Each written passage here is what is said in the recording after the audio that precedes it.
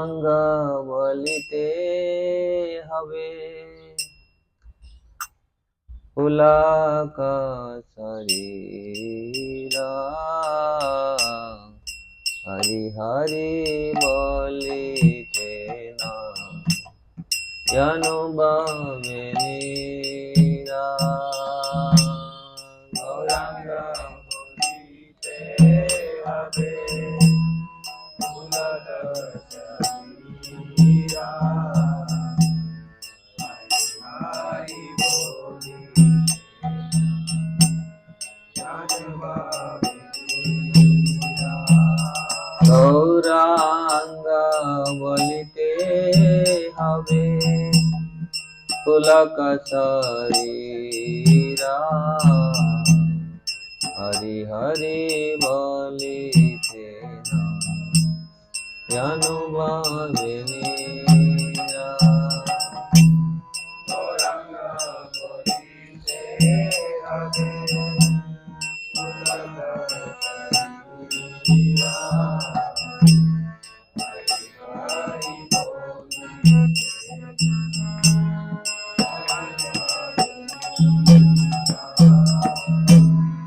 Arc बेनिताय संगे करुणा हईवे संसार वासना मोर कबे तुच्छ में आर्क बेनिताय संगे करुणा हईवे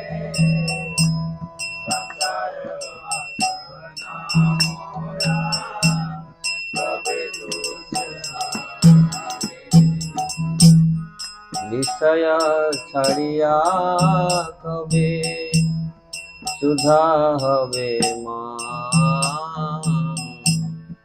कबे हमारे रामा श्री वृंदावन विषय छड़िया कबे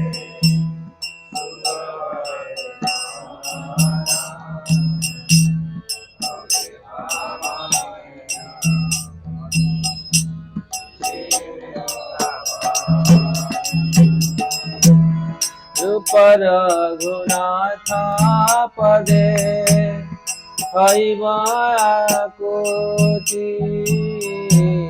कबे हम बुझावते युगल पर गुनाथा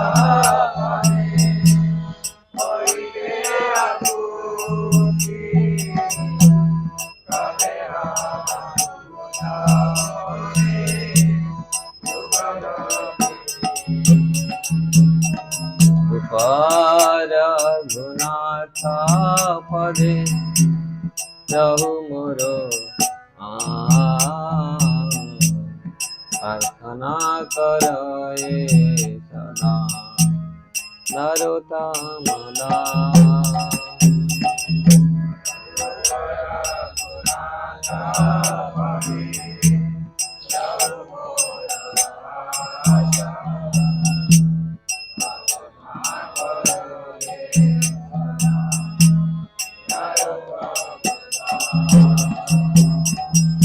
गौरांग बोलिते हवे पुलक शरीरा हरि हरि बोलिते अनुभवे नीरा गौरांग बोलिते हवे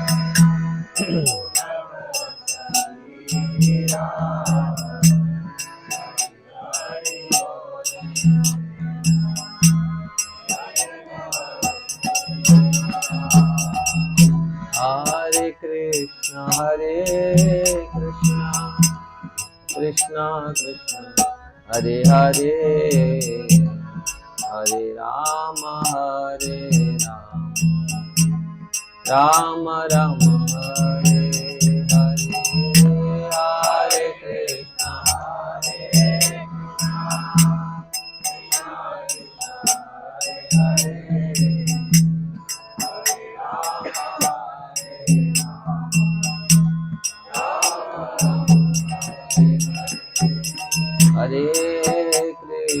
Hare Krishna, Krishna Krishna, Hare Hare, Hare Rama,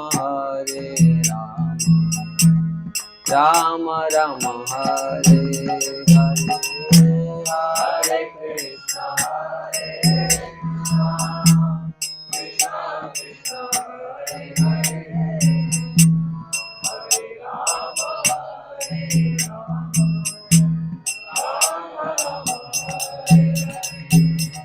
Hare Krishna, Krishna Krishna, Hare Hare, Hare Rama, Rama Rama, Hare Krishna, Krishna Krishna, Hare Hare, Hare Rama,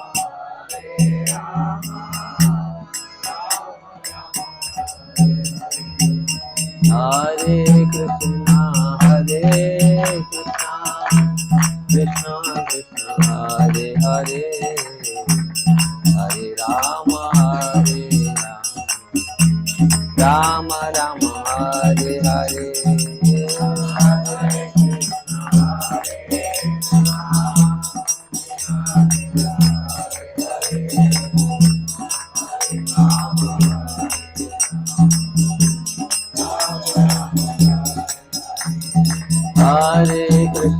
Hare Krishna, Krishna Krishna, Hare Hare, Hare Rama,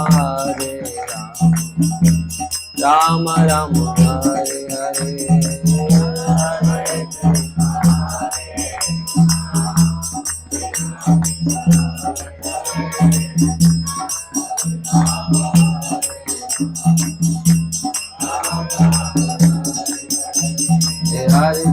Hare Krishna, Krishna Krishna, Hare Hare, Hare Ram,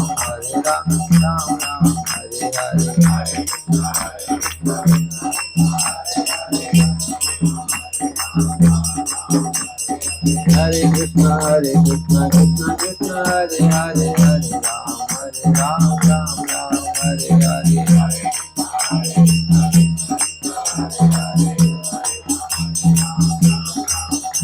Jaya Gauranitai, Jaya Gauranitai,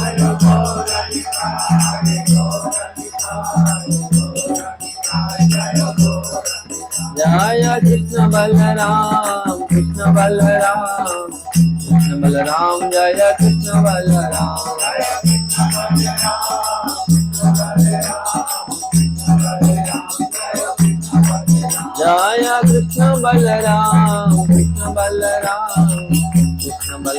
Jaya Krishna Balaram,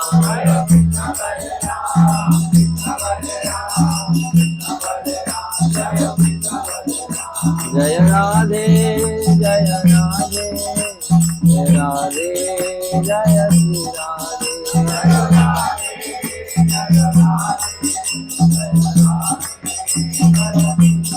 Jaya Radha Giridhari Radhe, Jaya Radha Giridhari Hari Bol, Hari Bol, Hari Bol, Hari Bol, Hari Bol,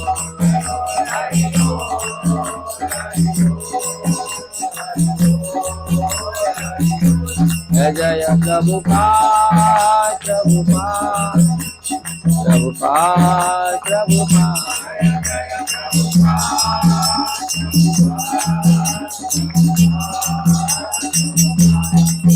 Jaya Jaya Gurudev,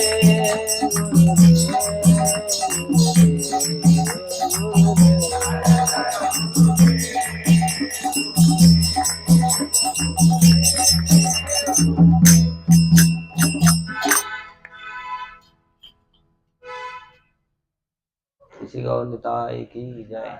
Shri Krishna Balram की जय, श्री राधा श्याम सुंदर की जय, शील प्रभुपाद की जय, समवेत भक्त वृंद की जय, गौर प्रमानंदी।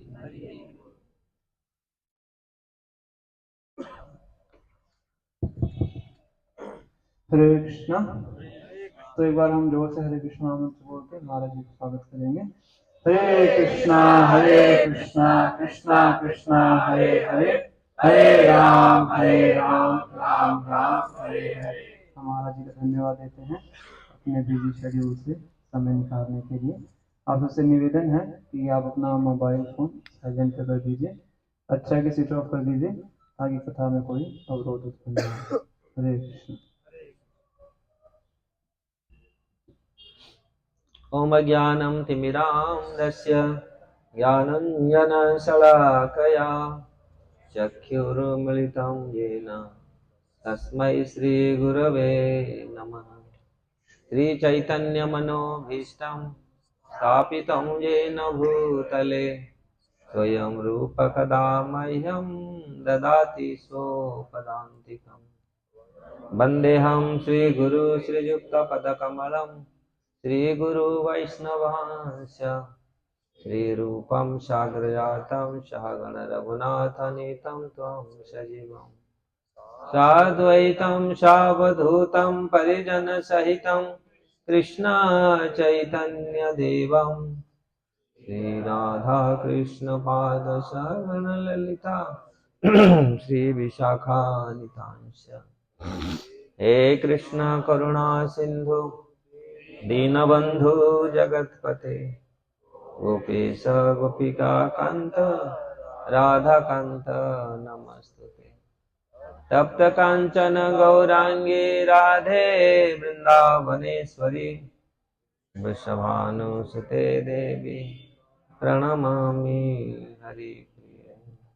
वंशाकल्पतरुभ्यश्च कृपा सिन्धुरेव च पतितानां पावनेभ्यो वैष्णवेभ्यो नमो नमः।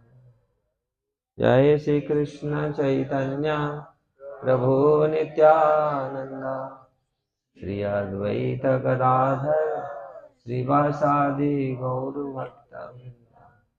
हरे कृष्णा कृष्णा कृष्णा हरे हरे, हरे राम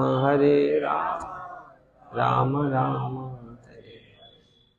नमो महावदान्याय कृष्ण प्रेम प्रदायते कृष्णाय कृष्ण चैतन्य नाम्ने गौरत्वसे नमो नमः। आनंद लीलामय विग्रहाय क्षमावदिव्य छवि सुंदराय तस्मै महाप्रेम रस प्रदाय चैतन्य चंद्राय नमो नमस्ते। चैतन्य चंद्राय नमो नमस्ते। चैतन्य चंद्राय नमो नमस्ते। हरे कृष्ण।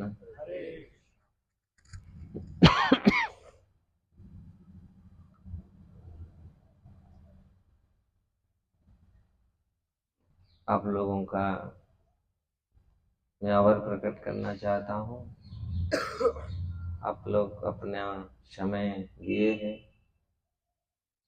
ये सत्र में आए हैं। जो गौर कथा यहाँ रखा गया है, प्रभु जी का मैं भी आभार प्रकट करना चाहता हूँ।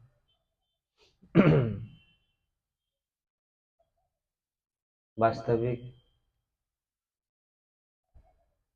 चैतन्य महाप्रभु को समझने से पहले हम कृष्ण को समझना पड़ेगा। महाप्रभु कौन है, आज बहुत लोग को भी ज्ञान नहीं है। महाप्रभु नहीं होते तो हम यहाँ नहीं होते आज। वास्तविक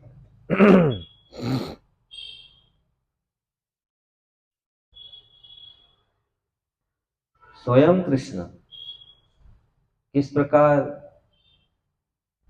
चैतन्य महाप्रभु के रूप में आए हैं। क्या कारण है? आप लोग तो सुने होंगे। अभी इस नवद्वीप धाम से परिक्रमा करके आप लोग कुछ लोग आए हैं। 500 साल पहले भगवान स्वयं श्री कृष्ण जो अवतरित हुए थे इसी भारतवर्ष में, और ये संदेश दिया था सबको, भारतवासियों के लिए, पूरी पृथ्वीवासियों के लिए, किस प्रकार जीव का कल्याण होगा। भगवान इस जगत को सृष्टि करने के पश्चात ऐसे ही शांत नहीं बैठ जाते, उनके भी चिंता रहता है, हमसे भी ज्यादा उनकी चिंता रहता है। लेकिन हम हतभागे कुछ ऐसे लोग होते हैं, सोचते हैं भगवान बना दिया, लेकिन सोच नहीं रहे कुछ।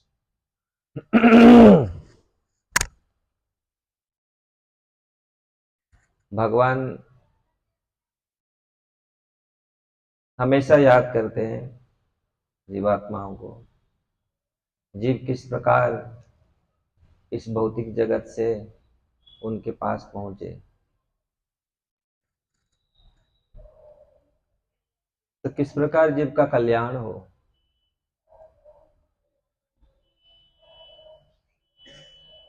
इसलिए भगवान तत्पर रहते हैं जीव का कल्याण देखने के लिए, कल्याण करने के लिए। जब 5000 साल पहले आए थे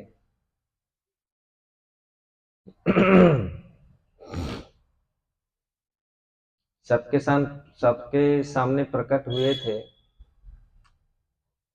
बहुत लोग उनको देखे थे, लेकिन कौन समझा था, कौन पहचाना था।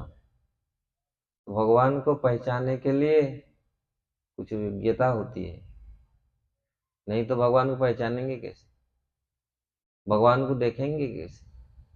लोग बोलते हैं हमको भगवान दिखा दो। बाबा आप तो भगवान को देखा होगा ना, इतने से मैं जब ब्रह्मचारी था, अक्सर वृंदावन में रहता था, हम बहुत ऐसे लोग यहाँ से दिल्ली वाले लोग जाते हैं तो बोलते हैं बाबा भगवान को देखा है। मैं बोला मैं दिखा लूंगा, आप देख पाएगा? भगवान को देखना भगवान कहाँ नहीं, हर जगह में है, लेकिन देखने के लिए आंख होना चाहिए। कुरुक्षेत्र के युद्ध में कितने सैन्य थे, कितने आचार्य थे, कितने लोग देखे भगवान को। भगवान जो विराट रूप दिखाया था अर्जुन को, अर्जुन ने बोले थे मुझे दिखाओ, मैं देखना चाहता हूं आपका रूप को। लेकिन कितने लोग देख पाए, कितने लोग समझ पाए। और कौन समझेगा भगवान को, कौन दिखेगा? प्रहलाद महाराज तो खंबे में देख लिया, पिलर में देख लिया भगवान को। लेकिन हम कहाँ देखे? इसलिए देखने के लिए कुछ योग्यता होती है। योग्यता क्या है? भक्ति, प्रेम। अगर हमारे हृदय में ये प्रेम हो तो वो भगवान दिखेंगे। कामी जो होते हैं, काम हमेशा जिनके आंखों में काम रहता है, वो सब जगह उनको ही काम दिखता है। जिनके हृदय में प्रेम रहता है, आंख में प्रेम है, तो वो भगवान को देख सकता है। इसलिए ये जोर जबरदस्ती का अवतार नहीं है। महाप्रभु का जो अवतार तो प्रेम का अवतार है। भगवान बोलते हैं, थोड़ा सा मैं बैकग्राउंड लेता हूं, क्योंकि महाप्रभु को समझने के लिए कृष्ण को समझना पड़ेगा। और जितनी अवतारों को थोड़ा भी समझना पड़ेगा। भगवान जब अवतरित होते हैं इस जगत में, क्यों अवतरित होते हैं?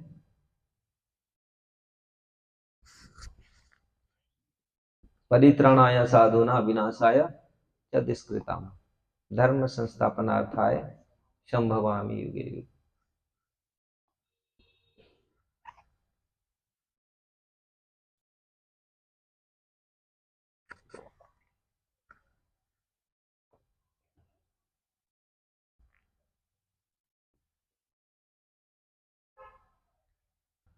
तो भगवान जब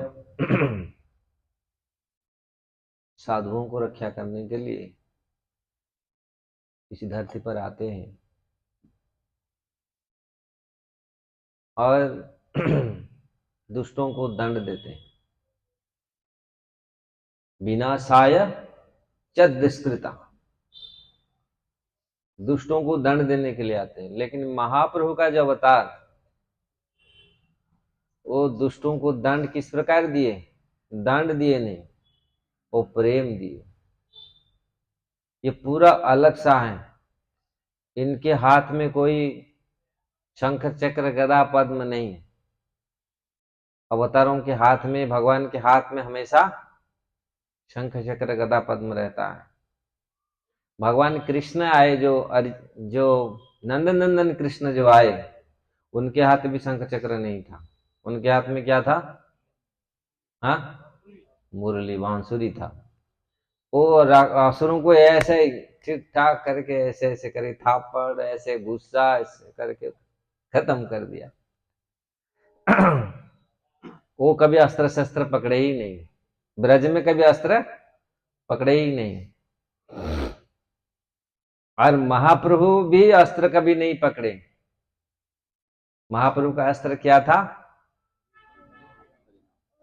हरिनाम, प्रेम था। जिसको हरिनाम बोल देते थे, जिसको टच कर लेते थे, और जो भी कोई उनको छू लेता था, वो भी हरिनाम में मस्त हो जाता था। इसलिए आप देखिए, पूरा अलग व्यवस्था है ये।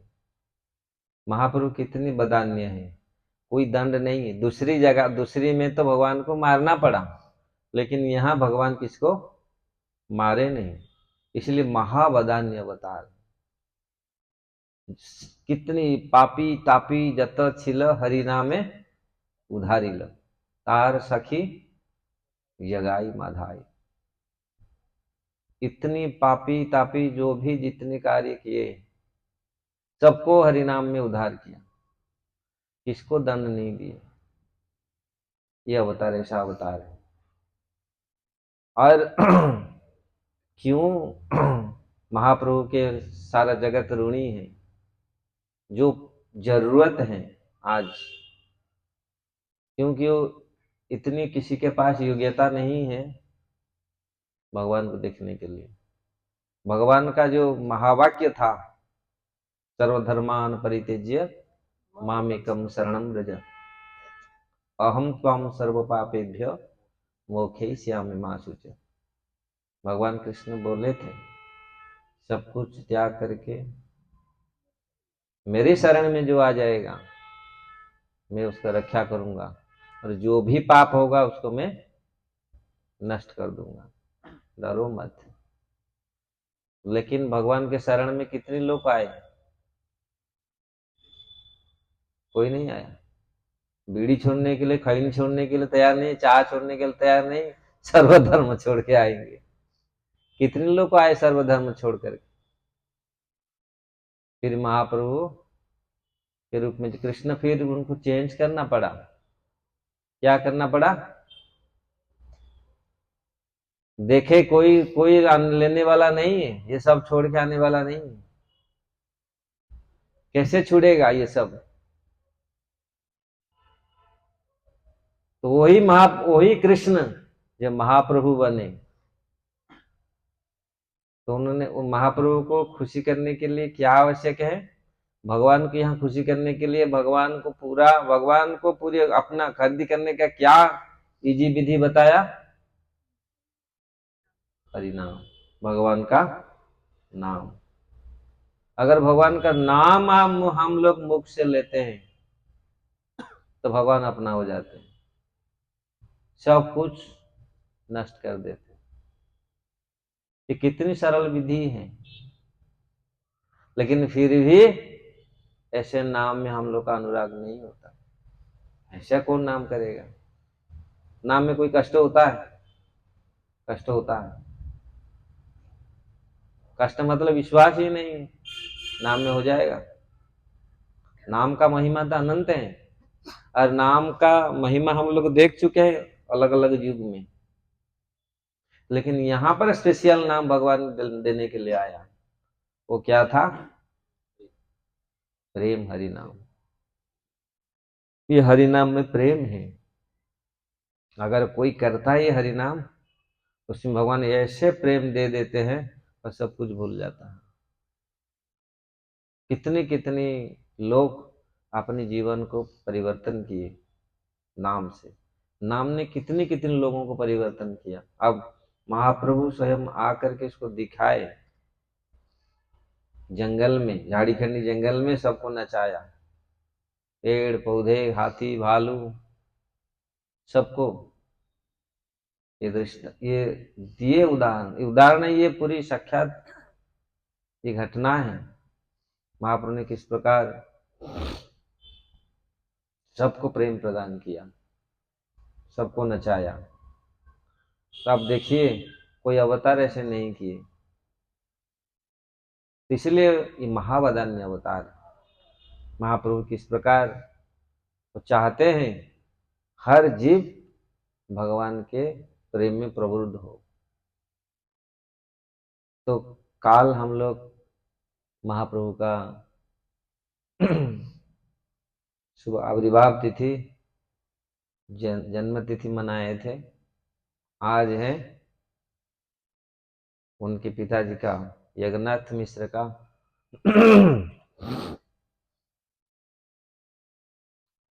महोत्सव। जिस प्रकार भगवान के जन्म तिथि के पश्चात दूसरे दिन नंद उत्सव होता है, आज जगन्नाथ उत्सव है, जगन्नाथ मिश्र का उत्सव है। दोनों पति पत्नी कितनी खुश हुए। ऐसे जब संतान घर में आते कितने लोग खुश होते हैं, और जिनके घर में स्वयं भगवान आ जाते हैं वो कितनी खुश नहीं होते।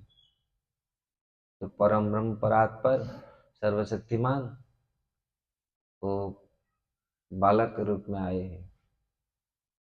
इसलिए ऐसे तो बहुत सारे महाप्रभु की लीला बहुत हैं।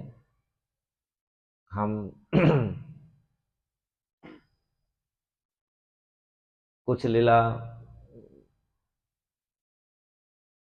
पठन करेंगे, कुछ लीला चर्चा करेंगे।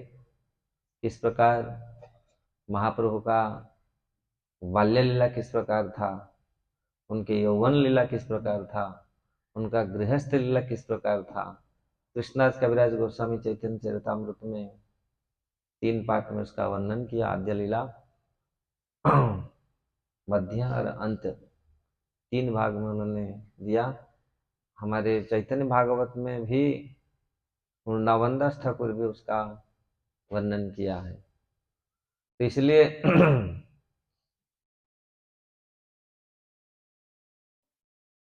महाप्रभु वास्तविक आने का कार्य, आने का जो कारण आप लोग जानते होंगे। महाप्रभु क्यों आए, स्वयं कृष्ण क्यों इस धरती पर आए, आवश्यक था, क्यों आए, कारण क्या है, आप लोग जानते होंगे। क्या कारण था महाप्रभु आए इस धरती पर? मुख्य कारण भी है, गौण कारण भी है। तो मैं उसमें जाना नहीं चाहता हूँ। वो ऐसे तो पूरी गंभीर टॉपिक है। क्यों, क्या कारण था भगवान आने का?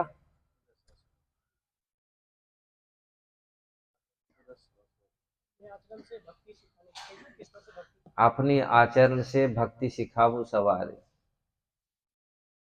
अपनी 4 ही भाव भक्ति दिया नाचा मुसवारे। 4 प्रकार के भाव भक्ति को दे करके मैं जगत को नचाऊंगा। और नाम संकीर्तन, पहले हम लोग इसको डिस्कशन किया। नाम, जो प्रेम नाम लेके आए हैं वो प्रेम नाम देने के लिए आए हैं। जो ब्रह्मा शिव कोई अवतार ये नाम इनको दे नहीं पाए, और किसी का योग्यता भी नहीं है उसको देने के लिए, केवल भगवान महाप्रभु ही दे सकते हैं। इसलिए ये स्वयं लेकर के आए। कृष्णास कविराज गोस्वामी वर्णन करते हैं, ये अवतार है तो ये नहीं होगा, अवतार लोग इसको दे नहीं सकते।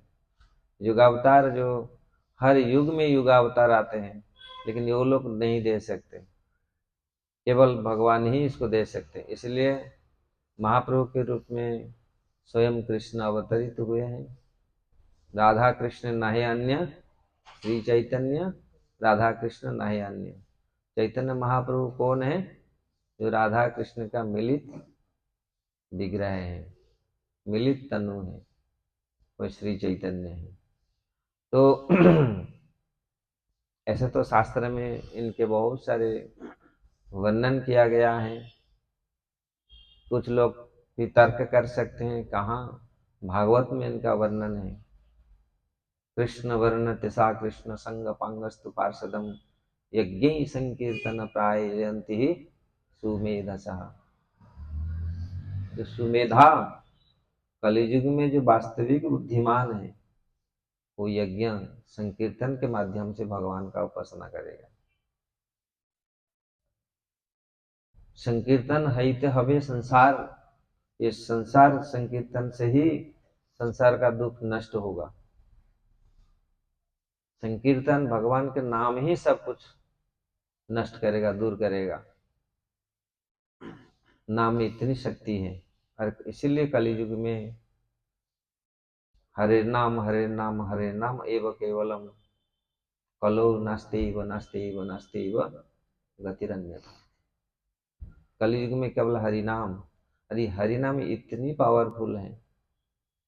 हम लोग देख रहे हैं इस प्रकार देश विदेश में कोई भी कैसे भी अवस्था में भगवान का नाम लेता है, किस प्रकार भगवान उसको रक्षा करते हैं और उसको कैसे बनाते हैं।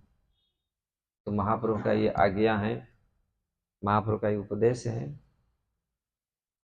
हमारे नाम लो, कृष्ण नाम लो, यही साध्य, यही साधन है। इसलिए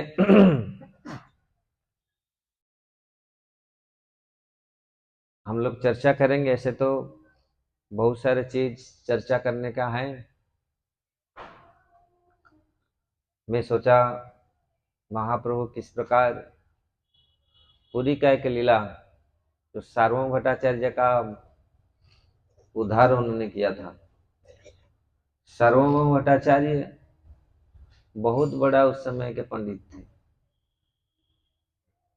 और जब महाप्रभु सन्यास लेने के पश्चात जब नवद्वीप से पुरी के लिए यात्रा की, और रास्ते में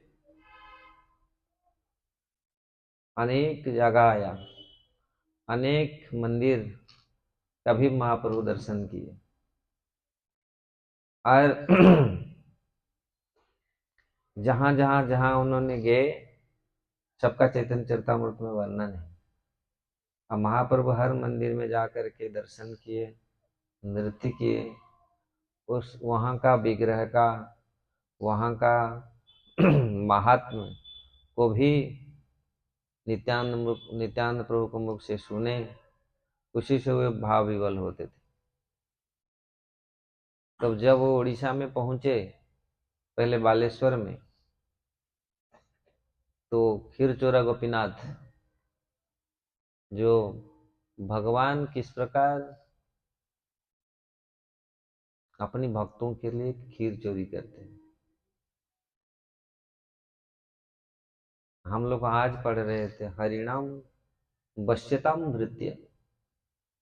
हरि जो परम पुरुष भगवान है, हरिणाम वश्यता वृत्य, वृत्य वश्यता,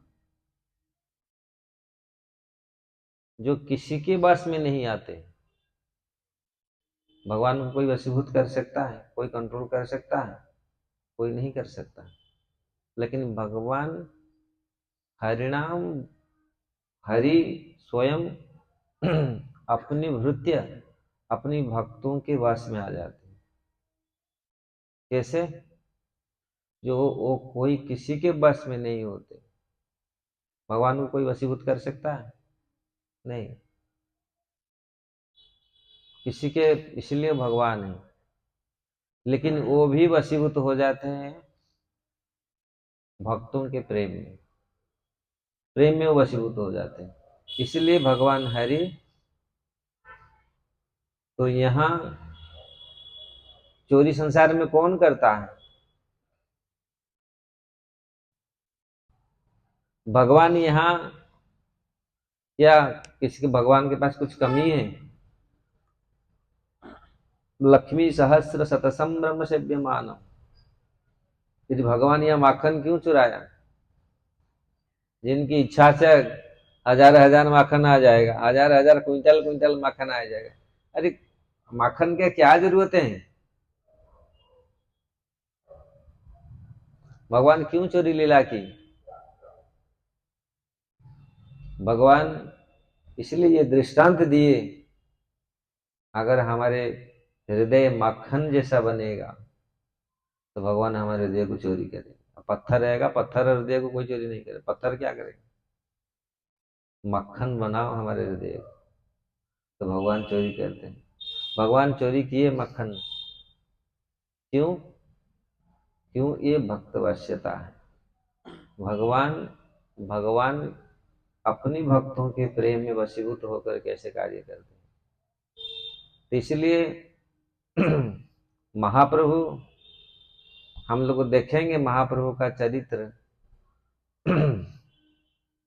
जहां जहां वो गए, जहां जहां भी वो लीला किए हैं, आज भी वो स्थान है और उसका रिकॉर्ड भी है। 500 साल का घटना है। जिस स्थान में गए महाप्रभु, वो जगह आज भी पुरी में है, नवद्वीप में वो जगह आज भी है। जिस नदी में स्नान किया है, इसमें स्नान किया, गंगा जी में। गंगा जी का बहुत इच्छा था, जब जमुना जी को मिला ये सौभाग्य, जमुना जी में भगवान पूरी सौ परिकर साथ बहुत लीला की, इसलिए गंगा जी से जमुना जी का सौभाग्य बहुत बढ़ गया। भगवान के चरण को छू करके तो गंगा जी आई, शिव जी उनके धारण किया, लेकिन वही गंगा बहुत तरसते रही कि कैसे भगवान मेरे पास, मेरे ये में आए। जमुना तो बहुत सौभाग्यवान है, वो बहुत सौभाग्यवती है, क्योंकि जमुना जी में भगवान बहुत सारे लीला किए। तो वही गंगा जी को कृपा करने के लिए महाप्रभु नवद्वीप में अवतरित हुए हैं और गंगा जी में बहुत समय बिताए। जब वो छोटे थे, गंगा जी में ऐसे कूद पड़ते थे, और गंगा जी में ऐसे ऐसे वृंदावन दास ठाकुर वर्णन करते हैं, बहुत सुंदर लीला वर्णन करते हैं। जो डरते थे लोग, ऐसे गंगा, आज कल देखो गंगा में जाने में कितने लोग डरते थे, लेकिन महाप्रभु कैसे भागते थे। इसलिए महाप्रभु का जो भगवत्ता जो प्रमाण दिया है शास्त्र में, महाप्रभु किस प्रकार कृष्ण स्वयं कृष्ण है, सार्वभौम भट्टाचार्य को उन्होंने दिखाया अपने रूप, रामानंद राय को पूरी दिखाया अपने रूप में। कृष्ण, मैं वही राम था, मैं वही कृष्ण हूँ, मैं हूँ चैतन्य। जय कृष्ण से, जय कृष्ण से ही गोरा से ही जगन्नाथ। जो कृष्ण है वही चैतन्य महाप्रभु हैं, वही जगन्नाथ है। तो इस प्रकार पुरी में उन्होंने अद्भुत लीला की, और पूरी जीवात्माओं के लिए, पूरी सबके लिए ये संदेश दिया कि किस प्रकार जीवात्मा भगवान का भजन करना चाहिए और कृष्ण प्रेम को प्राप्त करना चाहिए। तब जीवात्मा इस जगत से शांति को प्राप्त कर सकता है। तो इसलिए जहां जहां भी उन्होंने जैसे जैसे भी लीला की, हम लोग एक इस अध्याय में थोड़ा सा लेते हैं।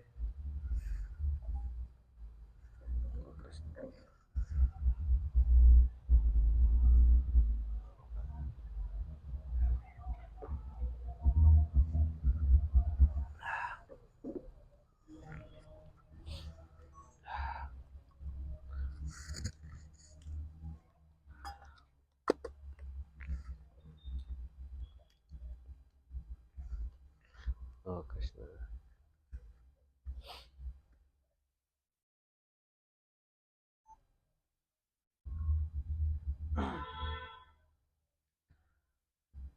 तो महाप्रभु इस प्रकार ये लीला है। ये चैतन्य महाप्रभु बंगाल से पुरी जा रहे थे। पुरी क्यों गए? पुरी उन्होंने, उनके माँ ने उनको बोले थे पुरी में जा, पास में पुरी में रहो। उनकी इच्छा था कहाँ जाने के लिए? वृंदावन आने के लिए। लेकिन उन्होंने वृंदावन नहीं आए। वृंदावन जा रहे थे, नित्यानंद प्रभु ने उनको घुमा करके शांतिपुर ले गए, अद्वैताचार्य के घर। तो महाप्रभु को, सर्वज्ञ है, उनको कैसे घुमा सकता है कोई? कौन कैसे कर सकता है ऐसा?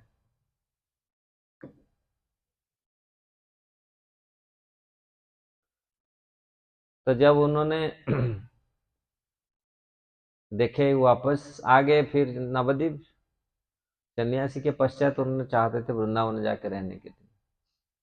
लेकिन जब उन्होंने वापस पुरी ले आए, वापस नवद्वीप ले आए, नवद्वीप के बाद महाप्रभु बोले नहीं, मैं जाऊंगा।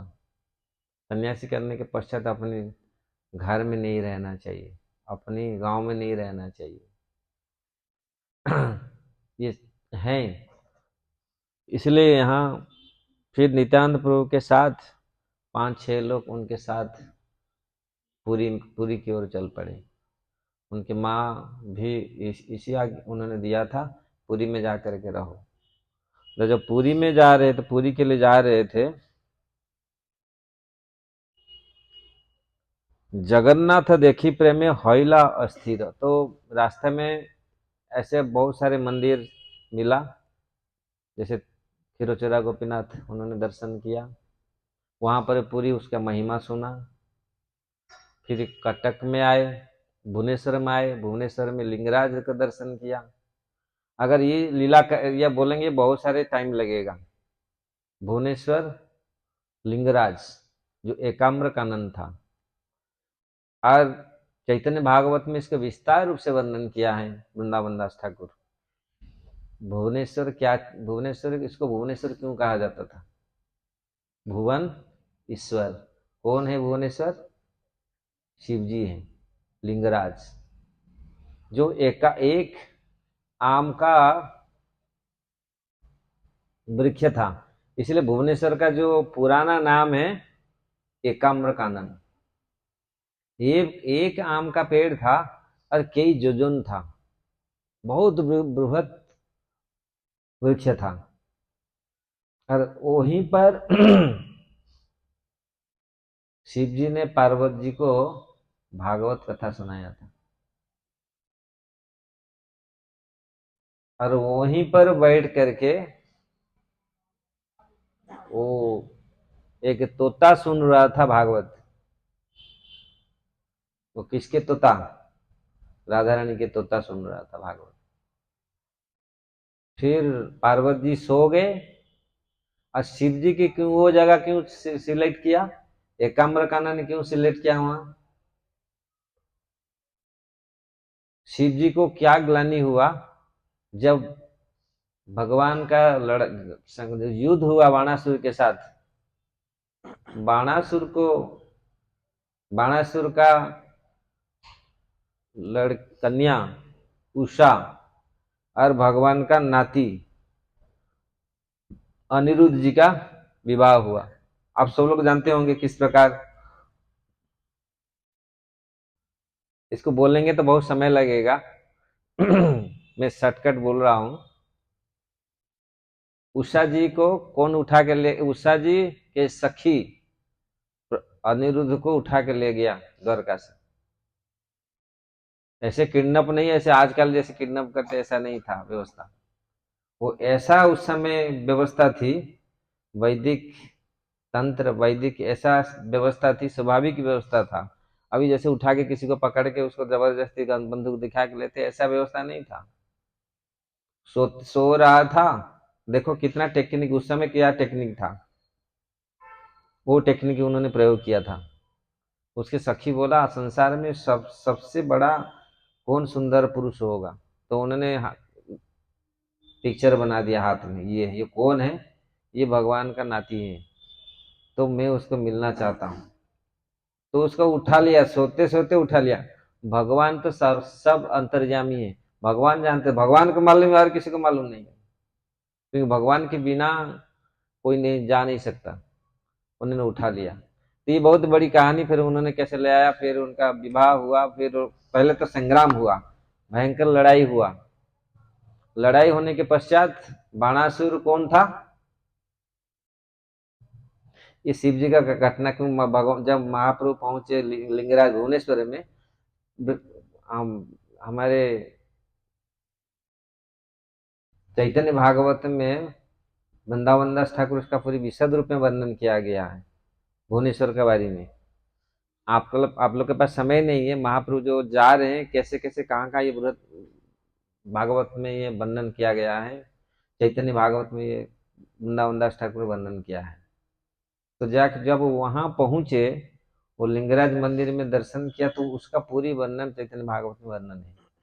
तो किस प्रकार वहां एक आम का पेड़ था, और वही तो शिव जी का साथ जब बाणासुर और भगवान का युद्ध हुआ, भागवत में दसम स्कंद में वर्णन है, भयंकर युद्ध हुआ। अब बाणासुर कौन था,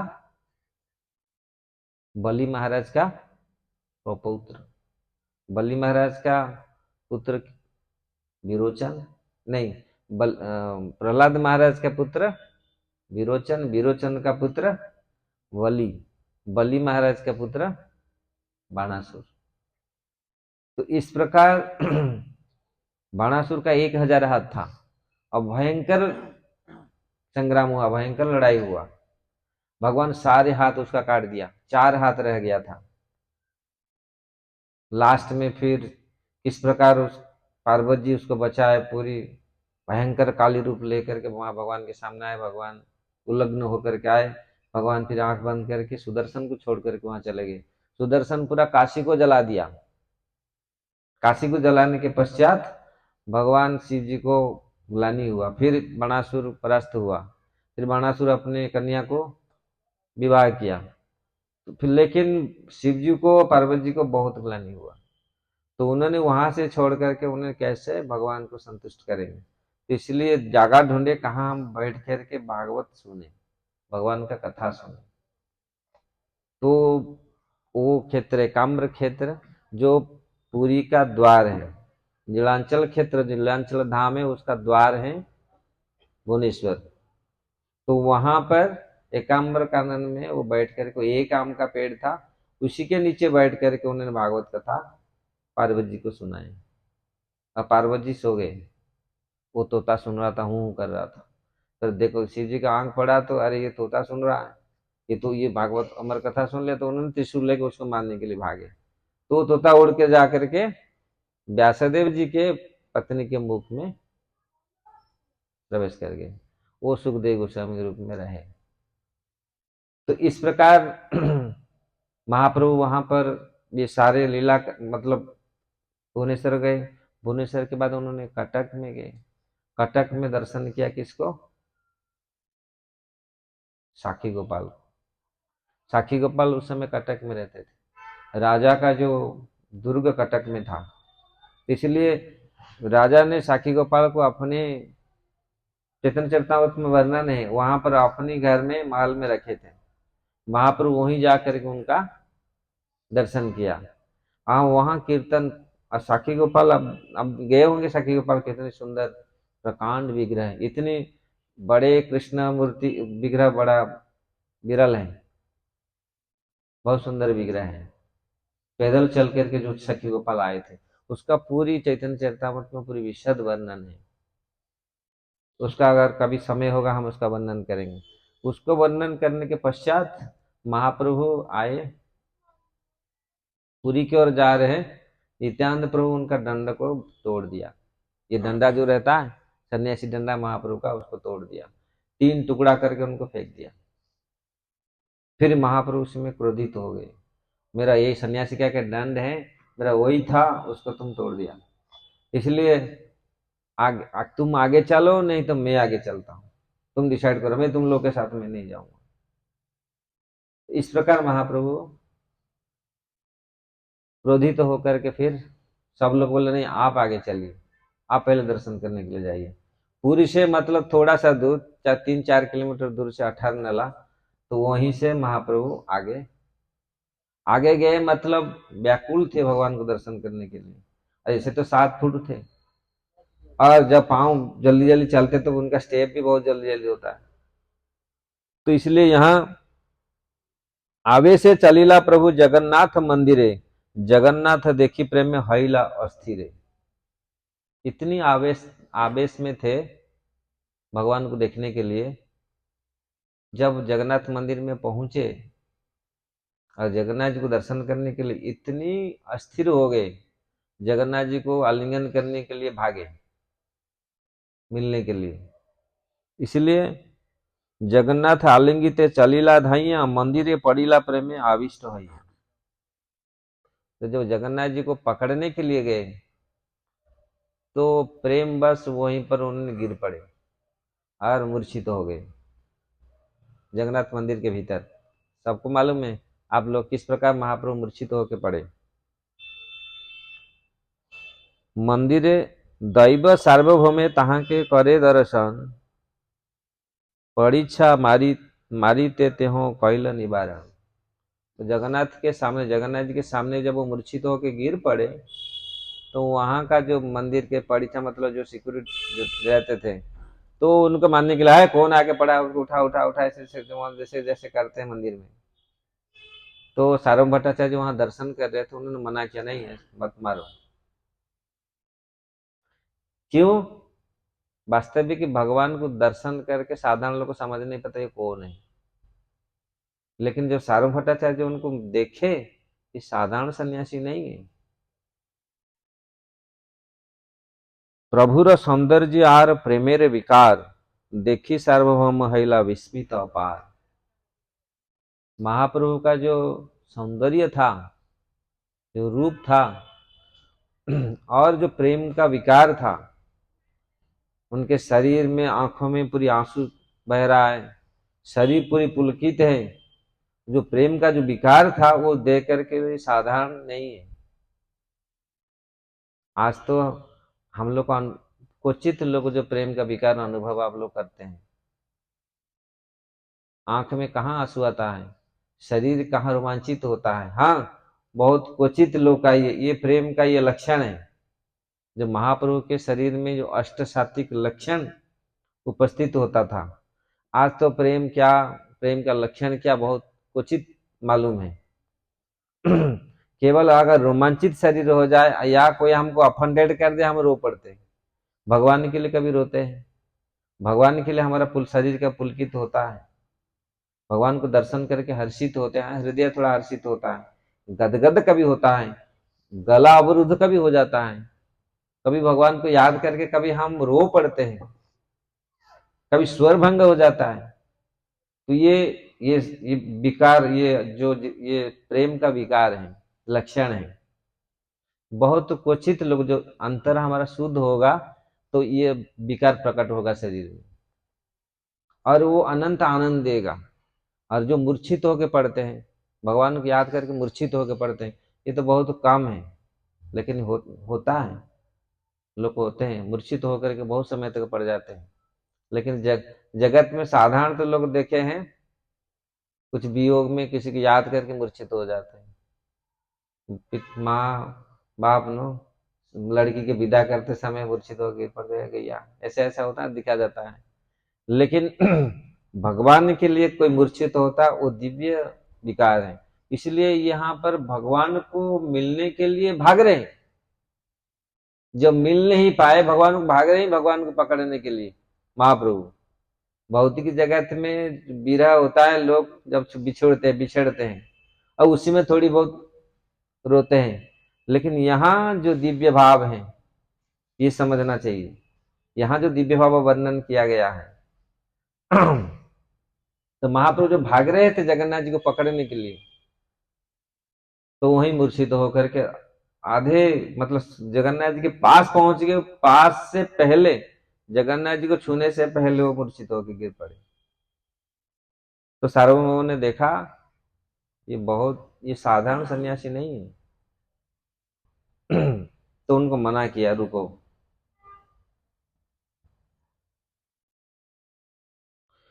बहु क्षणे चैतन्य नहे भोगेर काले हईल, सार्वभौम मने तबे उपाय चिंतिल। बहुत समय तक वो मूर्छित, जो मूर्छा हो गए थे, वो चेतन नहीं हुए। साधारण तो लोग ऐसे पानी छिड़क देते तो कुछ, किसी का बीपी डाउन हो गया, ऐसे शुगर बढ़ गया। मैं एक बार शायद पिछले आगे इसी साल गया था गुरुवायूर मंदिर। लाइन में सब लग के जाते हैं ना, एक माता जी पूरा बेहोश हो गई। उसका लड़की था, बोला क्या ना, ये मेरा माँ का शुगर है वहाँ पे। फिर उसको बोले उसको चीनी वो क्या शरबत करके पिलाओ, फिर तुरंत ठीक होगी। कैसे अचानक पूरी मूर्छित होकर गिर पड़ी। तो ऐसा होता है कभी। लेकिन ये तो 2 मिनट का है, 2 मिनट पे मूर्छित हो जाते हैं। लेकिन यहाँ बहुत समय तक ये मूर्छा भंग नहीं हुआ।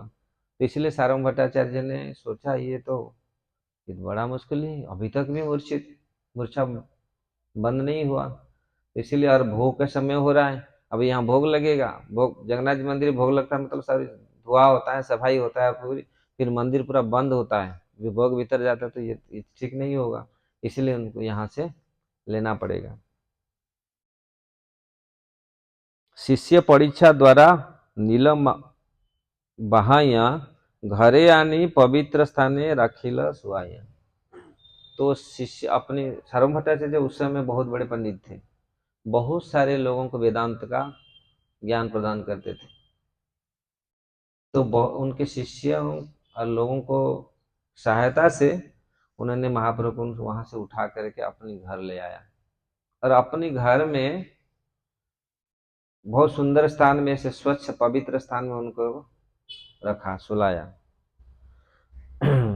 देखिया चिंतित हईल भट्टाचार्य मन, सूक्ष्म तुला आनी नासा अग्रते धरिला। तो बहुत, जब उन्होंने सोचा इतनी देर तक कैसे ये मूर्छित हुआ, शायद तो प्राण तो निकल नहीं गया, तो ऐसे पूरी अचेत होके इतना समय तो कैसे पढ़ सकते। तो फिर थोड़ा सा कटन लेकर के उनके नाक में दिया। कटन क्या होते हैं, रुई रुई रुई को ऐसे लगा कर उन्होंने लगाया, देखा तो रुई हिल रहा है, मतलब सांस चल रहा है। तो फिर उन्होंने मतलब ठीक है, कम से कम सांस चल रहा है। ईश्वर चले तुला देखी, ईश्वर चलिया तुला देखी धैर्य हईल, वशी भट्टाचार्य मने करे न विचार। यही कृष्ण महाप्रेमेर सात्विक विकार, सुदीप्त सात्विक नामे जे प्रणय। तो ये उन्होंने विचार किया कि वास्तव, क्योंकि पंडित थे और पूरी शास्त्र वेता थे, जो व्यक्ति ऐसे अचेत होकर के बहुत समय तक, जिस प्रकार आज लोग बोलते ना समाधि में चला गया, तो यही समाधि अवस्था है। जो पूरी समाधि में अचेत हो जाते हैं, समाधि में कितने समय, कितने घंटों तक, कितने दिन तक ऐसे बढ़ जाते हैं। तो इसलिए जो समाधि और ये सात्विक, ये जो अवस्था है, सात्विक शुद्ध सुदीप्त सात्विक विकार,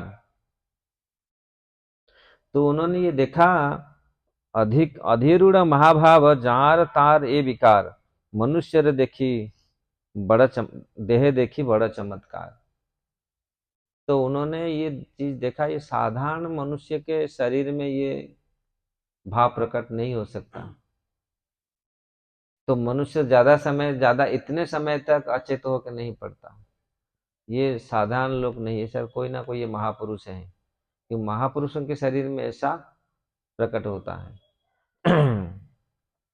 उसके पश्चात नित्यानंद एत चिंती भट्टाचार्य आछे न बसिया नित्यानंद आदि सिंह द्वारे उड़रिल गया। तो जब वो चिंता करके बैठ रहे थे तो नित्यानंद प्रभु जो पीछे जिन उनके जो साथ में चल रहे थे वो लोग आकर के मंदिर में पहुंचे। एक सन्यासी आमी देखी जगन्नाथ मूर्छित हईल चेतन नाह शरीर। तो उन्होंने पूछा लोगों को, कोई एक सन्यासी आए? तो लोग बोले एक सन्यासी आए थे, जगन्नाथ जी को दर्शन करके मूर्छित हो गए, वो गिर पड़े। तो सार्वभौम भट्टाचार्य उनको लेके गए उनके घर। तो फिर सुनी उनके जितने सारे आए थे, नित्यानंद प्रभु, गदाधर पंडित, साथ मुकुंद, जितने 5-6 लोग थे। हेनो काले आइला तहा गोपीनाथ आचार्य नदिया निवासी विशारेदर जामाता महाप्रभुर भक्त ते हो प्रभुर तत्व ज्ञाता। तो उसी समय गोपीनाथ आचार्य आकर के पहुंचे। गोपीनाथ आचार्य जो सार्वभौम भट्टाचार्य के जामाता थे, उनके जामाता मतलब दामाद थे, नहीं भगनी, उनके भगनीपति हैं गोपीनाथ आचार्य, जीजा थे उनके। मुकुंद सहित पूर्वे आछे परिचय मुकुंद देखिया तार हईला निश्चय। तो मुकुंद जो महाप्रभु के साथ आ रहे थे, वो मुकुंद के साथ उनका पहले से परिचित था, इसलिए उन्हें दोनों सब लोग बातचीत किए। तो यहाँ पर नित्यानंद गोसाई रो आचार्य कैला नमस्कार सबे मेली पूछे प्रभु रो वार्ता बार बार। तो नित्यानंद प्रभु को देख करके उन्होंने पूछा महाप्रभु नाम कहाँ है? तो उन्होंने सारे बातचीत हो गया कि महाप्रभु नीलांचल आइल संगे आमा सभा लैया आमा सभा छाड़ी आगे गेला दर्शन। तो हम लोग के साथ महाप्रभु स्वयं आए नीलांचल दर्शन करने के, लेकिन हमको छोड़ करके वो आगे आगे पहुंच गए। तो इस प्रकार उन्होंने सार्वभौम भट्टाचार्य उनके घर में लेके गए, तो वहां पहुंच गए। तो सार्वभौम भट्टाचार्य घर में सब लोग पहुंच गए। ये प्रभु देखी पाछे कर ईश्वर दर्शन एत सुनी गोपीनाथ सबारे लइया सार्वभौम घरे गेला हर्षित हैया। तो सब लोग को गोपीनाथ आचार्य महाप्रभु को देखने के लिए सार्वभौम भट्टाचार्य के घर में गए। इसे कहने का यहाँ पर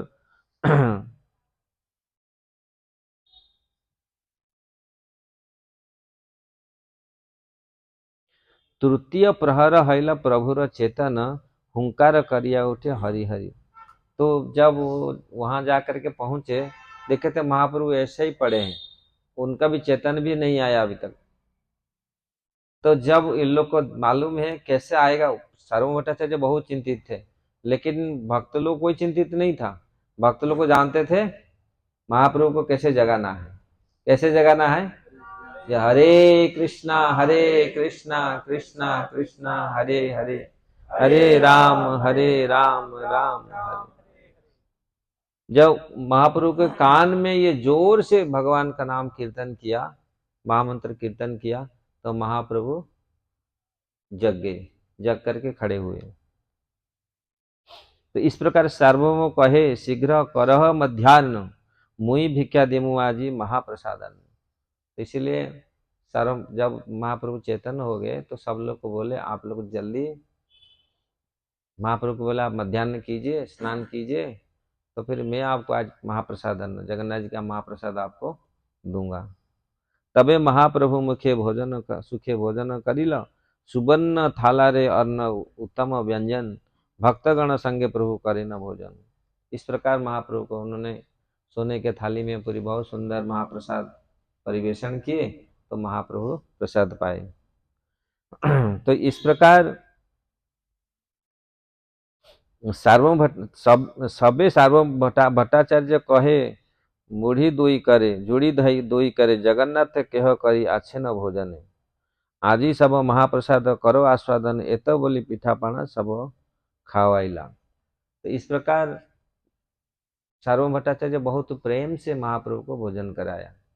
देखो, भगवान को भोजन भी कराना इतनी आसान नहीं। महाप्रभु भक्तों के प्रसाद को निकाल निकाल करके, भक्तेर प्रसाद प्रभु पाए काढ़ी काढ़ी, निकाल निकाल करके महाप्रभु प्रसाद पाते हैं भक्तों का। अभक्तों का ये को तो देखते ही नहीं थे। तो इसलिए महाप्रभु का जब जहां जहां भी ये आया है वर्णन, महाप्रभु किस प्रकार भगवान थे। जगन्नाथ जिस प्रकार खाते हैं पूरी, बहुत सारे महाप्रभु ऐसे खाते थे, 6-7 लोगों का, 8-10 लोगों का खा जाते थे प्रसाद। इसलिए वो सब लीला आएगा। अभी हम महाप्रभु जब गोविंद का ऐसे, महाप्रभु एक ऐसे लीला की एक बार, जब गोविंद ने जितने सारे महाप्रसाद आता था जो देते थे, तो गोविंद जो महाप्रभु के सेवक थे उनको देते थे, वो सब प्याक करके रखते थे। महाप्रभु को बोलते थे ये सब दिया, उनको खाओ। पूरा घर भर गया, रूम पूरा भर गया। महाप्रभु बोले काल खाऊंगा सब जैसे देते। तो महाप्रभु को कंप्लेन गोविंद किया, सब लोग कहा कि मुझे पूछते अब खाया, मेरा प्रसाद, मेरा जो दिया था महाप्रभु ने लगाया, भोग लगाया, खाए, ग्रहण किए, कितना दिन हम झूठ बोलेगा। इसलिए तो इस प्रकार जब उन्होंने एक दिन महाप्रभु ने बैठा, गोविंद को बुलाया, पूरा घर खाली कर दिया। जितनी प्रसाद था वो घर में, कमरे में पूरा फूल प्रसाद। एक दिन मतलब 2-3 घंटे, 1 घंटे में सब कुछ खा गए। तो ये महाप्रभु का लीला है। जो भगवान है वास्तविक से, कभी कभी लोग सोचते नहीं ये भगवान कैसे है, लेकिन जो महाप्रभु जो लीला किए हैं पूरी में, इसका ये वर्णन मिल रहा है। तो इस प्रकार उनका परिचय उन्होंने दिया। नदिया में, ये नदिया से आए हैं, नदिया में उनका घर है, और नदिया से किस प्रकार आकर के ये पहुंचे हैं।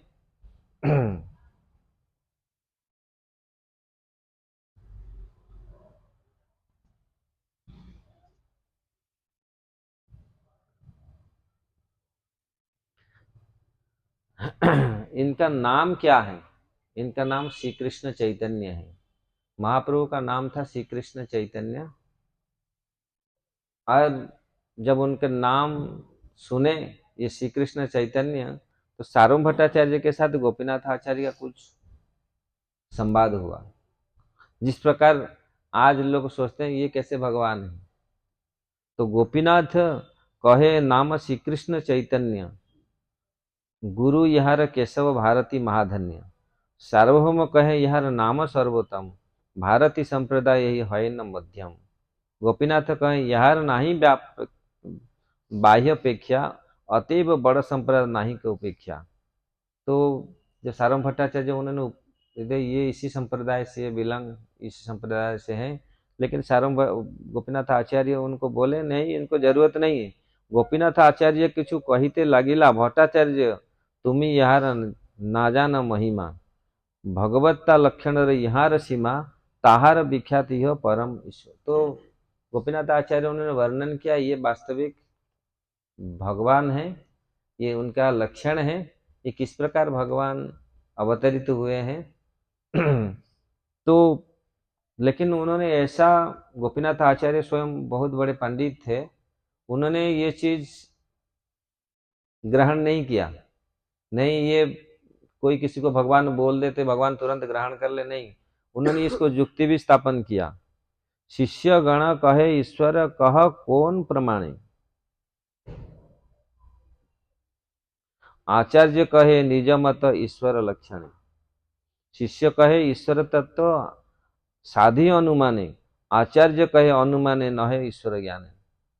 तो कोई किसको बोलते हैं ईश्वर, किसको हम बोलेंगे, भगवान किसको बोलेंगे? भगवान आप अगर बोलते हैं ये भगवान है, भगवान कैसे हम जानेंगे ये भगवान है? भगवान का अर्थ उनको ऐश्वर्य होना चाहिए, उनका प्रमाण होना चाहिए ये भगवान है। आज लोग सबको भगवान बोल देते हैं, लेकिन सब भगवान नहीं है। इसलिए यहाँ जो आचार्य कहे अनुमान न है ईश्वर ज्ञान, अनुमान प्रमाण न है ईश्वर तत्व ज्ञान। तो आचार्य बोलते हैं अनुमान करके हम ईश्वर को समझ नहीं सकते। ईश्वर को कैसे समझ सकते हैं? भगवान को हम कैसे समझ सकते हैं? भगवान कैसे जान सकते हैं? ईश्वर कृपा होते जहारे सही तो ईश्वर तत्व बुझीबारे पारे। भगवान की कृपा जिनके ऊपर होगा वही भगवान को समझ सकता है, नहीं तो भगवान को समझ नहीं सकता। इसलिए लोग कितने लोगों को भगवान को समझ सकते हैं? जिनके ऊपर भगवान का कृपा होता है वही भगवान को समझता है। इसलिए कृपा बिना ईश्वर केहो नहीं जाने, ईश्वर कृपाले स हय तो जहारे सही तो ईश्वर तत्व जानी बारे पारे। तो जिनके ऊपर भगवान का कृपा होता है वही भगवान को समझता है, नहीं तो भगवान को समझ नहीं पाएंगे। कितने लोग भगवान को जानते हैं, कितने लोग भगवान को समझने के लिए, भगवान को जानने के लिए प्रयास भी करते हैं? बहुत क्वचित, बहुत कम लोग। आप लोग कितने लोग आए भगवान का कथा सुनने के लिए? बहुत क्वचित। और यहाँ अलग और दूसरी कोई कथा होगा, कितने लोग भीड़ लगता है? देखो दूसरी कथा में कैसे भीड़ लगता है। लेकिन भगवत तत्व को कौन समझता है? जो भगवान जिनके ऊपर कृपा करते हैं वही भगवान को समझ सकता है। तो इसलिए यहाँ यद्यपि जगत गुरु तुम्हें शास्त्र ज्ञानवान, पृथ्वी ते नहीं पंडित तुम्हारे समान। क्योंकि जो सारम भट्टाचार्य थे ये बृहस्पति थे, स्वयं बृहस्पति सारम भट्टाचार्य के रूप में आए। तो इतनी महापंडित हैं, लेकिन पंडित होने से भी हम भगवान को नहीं समझ सकते। बहुत बड़े बड़े पंडित हैं लेकिन भगवान को नहीं समझ सकते। भगवान को वही समझ सकता है जिनकी भगवान की कृपा जिनके ऊपर होगा। तो इसलिए यहाँ अतएव ईश्वर तत्व नापार जानीते तुम्हारा नाही को दोषो शास्त्र कहे अच्छे। परि पंडित्यादे ईश्वर तत्व ज्ञान कभु न है, सार्वभौम कहे आचार्य कर सावधान। तुम्हारे ईश्वर कृपा इथे की प्रमाण, आचार्य कहे वस्तु विषय है वस्तु ज्ञान। तो उन्होंने सावधान किया, आप जो बोल रहे हैं ये ईश्वर है, ये भगवान है, कैसे आप बोल सकते हैं? ये इनको कैसे आप भगवान बोल सकते हैं? तो इसी के ऊपर उन्होंने ईश्वर शरीर सब ईश्वर लक्षण, महाप्रेम वैसे तुम्हें पाया दर्शन। तबु तो ईश्वर ज्ञान ना है तुम्हार, ईश्वर माया यही बलि व्यवहार। तो इसलिए ईश्वर को कैसे समझ सकते हैं? जो भगवान का कृपा होगा। और ईश्वर का लक्षण भी दिखता है, जो महापुरुष का लक्षण होता है। चैतन्य महाप्रभु का जो लक्षण था, इसलिए उनको आजान लंबित भुज, उनका जो हाथ था, महाप्रभु ज्यादातर साधारण हम लोग अपने हाथ में कितनी हाथ होते हैं? अपने अपने हाथ में हम लोग कितनी मालूम है? 3.5 हाथ है। लेकिन महाप्रभु 4 थे, 4 हाथ थे। तो ज्यादातर जितने लोग है ना अपने हाथ में 3.5 हाथ हम लोग। जो महापुरुष होते हैं वो पूरी 4 हाथ उनका होता है। तो इसलिए महाप्रभु का जो हाथ वो पूरी उनके घुटनों तक जाता था, इतनी विशाल उनका था। इसलिए महापुरुष का जो लक्षण वर्णन किया गया है शास्त्र में, तो इस चीज को उन्होंने यहाँ वर्णन कर रहे हैं। तो ईश्वर माया यही बलि व्यवहार, देखी तना देखे ता बहिर्मुख जन। इसलिए इष्ट गोष्ठी विचार करी ना करी रोज, शास्त्र महाभागवत है चैतन्य गोसाई, यही कलिकाले विष्णु अवतार नहीं।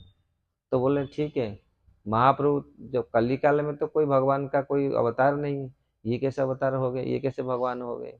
महाप्रभु कैसे भगवान हो गए? तो इसलिए त्रिजुग जो कहा गया, भगवान को त्रिजुग कहा गया है। 3 युग इसलिए त्रिजुग। कलिकाल में भगवान का अवतार नहीं, केवल अवतार लास्ट अवतार आएंगे कौन? कल के अवतार आएंगे। लेकिन ये कैसे आ गए? इसलिए महाप्रभु छन्न अवतार छुप के आए। तो इस प्रकार उन्होंने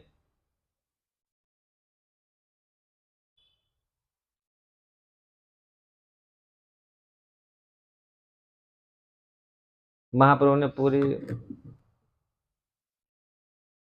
शांत से बैठ करके सुन रहे थे।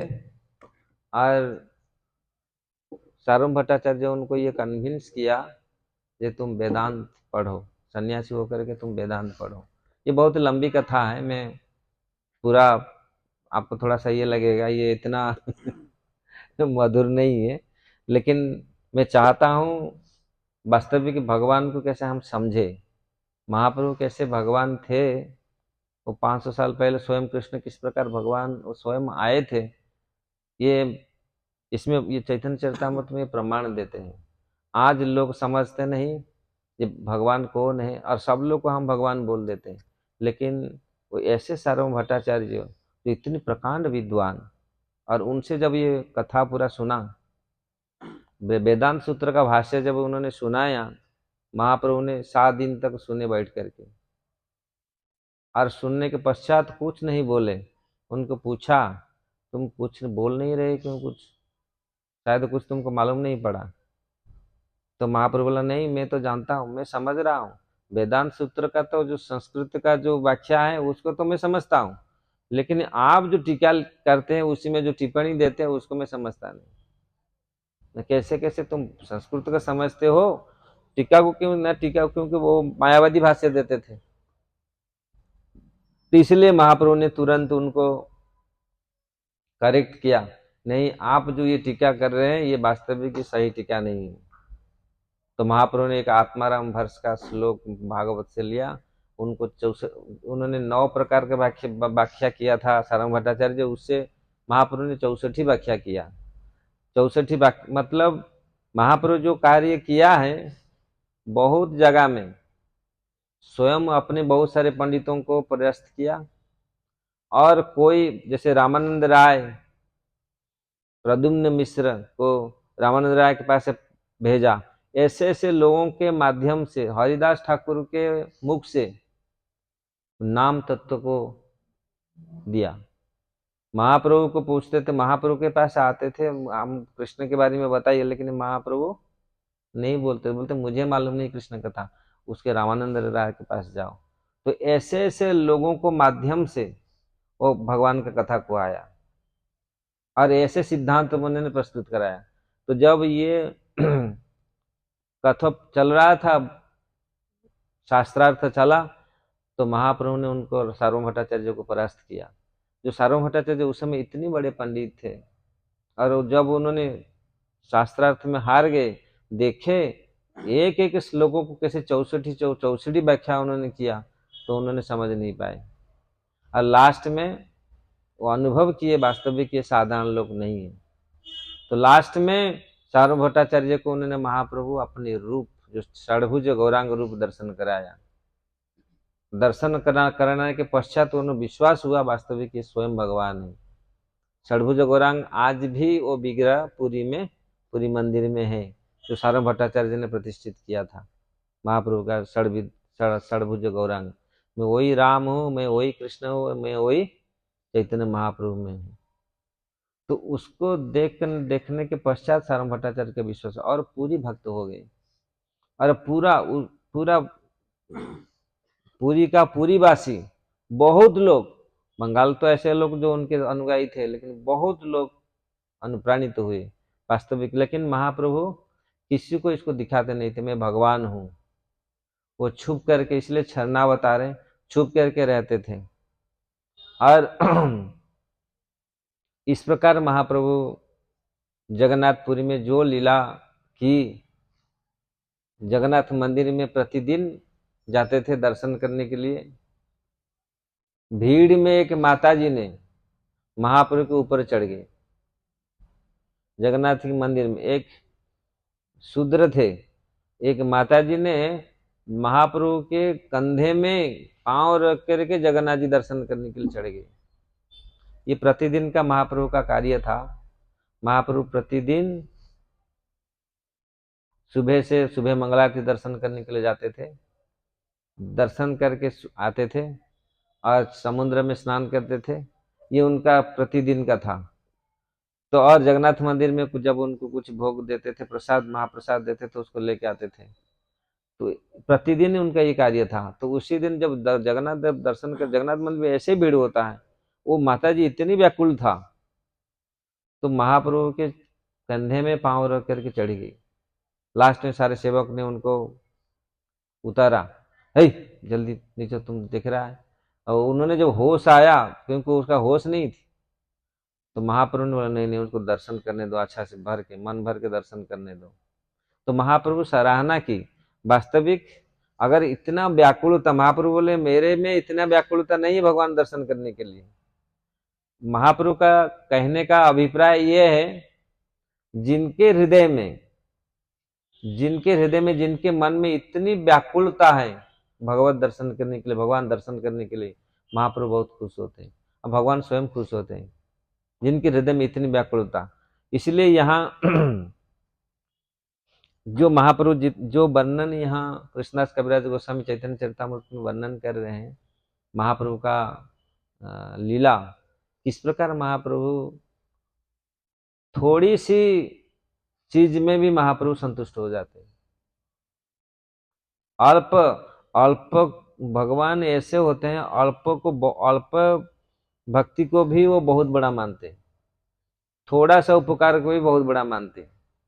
इसलिए चैतन्य चरितामृत में और महाप्रभु के लीला में हम लोग इसको देखेंगे हर समय, जहां भगवान के प्रति थोड़ा सा भी अनुराग है, महाप्रभु उसको ग्रहण किए और उसका सराहना किए। और जहां दिखावट है, जो लोग दिखावट भक्ति करते हैं, वहां महाप्रभु उनको डांटा, बहुत फटकारा, नहीं ऐसा नहीं करना चाहिए।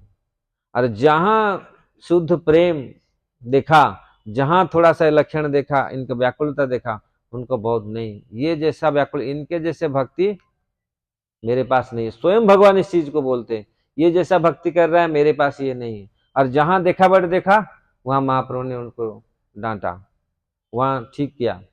जहां जहां भी ये सारे बहुत सारे लीला महाप्रभु ऐसे किए बहुत सारे लोगों के साथ, ये आएगा। जहां जहां भी सनातन शिक्षा में, रूप गोस्वामी की शिक्षा में ये बहुत सारे चीज आएगा। हम लोग एक दो दिन हम लोग देखेंगे, इसका पढ़ेंगे महाप्रभु के लीला। और ये थोड़ा सा कठिन टॉपिक, थोड़ा फिलोसफिकली ये है, ये फिलोसफिकली आपको अगर पढ़ेंगे तो हमको तो अच्छा लगेगा, लेकिन आप लोगों को ये नहीं आएगा, क्योंकि फिलोसफी में इतना, आजकल फिलोसफी समझेगा कौन। मैं इसलिए इसको स्किप किया, क्योंकि अभी फिलोसफी में जाएंगे। महाप्रभु ने जो जो सार्वभौम भट्टाचार्य के जमाता गोपीनाथ आचार्य और सार्वभौम भट्टाचार्य का जो तर्क हुआ कि भगवान कैसे आ सकते हैं, भगवान कैसे दर्शन दे सकते हैं, कैसे अवतरित हो सकते हैं, ये कैसे भगवान हो सकते हैं, तो उन्होंने प्रमाण जो दिया, बहुत सुंदर प्रमाण उन्होंने प्रमाणित किया। तो सब लोग भगवान नहीं हो सकते। महाप्रभु के बारे में शास्त्र में, महाभारत में, रामायण में, भागवत में, सब जगह वर्णित है। आज कोई बोल देगा मैं भी भगवान हूं, लोग बोलते हैं हम भी भगवान हैं, तुम भी भगवान हो। सब लोग भगवान नहीं हो सकते। क्यों नहीं हो सकते? क्योंकि शास्त्र में होना चाहिए, और आप वो गुण होना चाहिए आप अंदर। इसलिए महाप्रभु आए थे।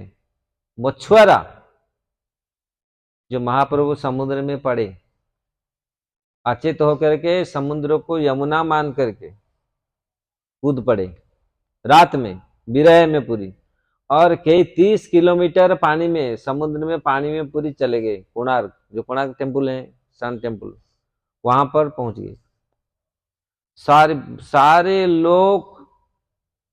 और कैसे? 6, 3, 4 जगह में बंद हुआ है केवाड़, दीवाल है, केवाड़ है, पूरी बंद है। महाप्रभु को बंद करके रखते थे। 6-7 जगह में बंद है पूरी। और एक गोविंद उनके सामने सोया है, इतने पर भी महाप्रभु भीतर नहीं। सब लोग, खाली एक समय नहीं, कितनी बार ये घटना घटित हुआ। तो तुरंत प्रतापरुद्र महाराज को ये खबर गया, तो प्रतापरुद्र महाराज बहुत बड़े भक्त थे महाप्रभु के। तो उन्होंने सारे जगह पूरी सैन्य भेज दिया, सब जगह पूरी, सब ढूंढने के लिए सब लोग भेज दिया। कहाँ गए महाप्रभु? किसी को किधर कुछ नहीं मिला। लेकिन भक्त लोग को जानते हैं कैसे कैसे वो भगवान ऐसे प्रेरणा देते हैं उनके हृदय में, कहाँ भगवान मिलेंगे।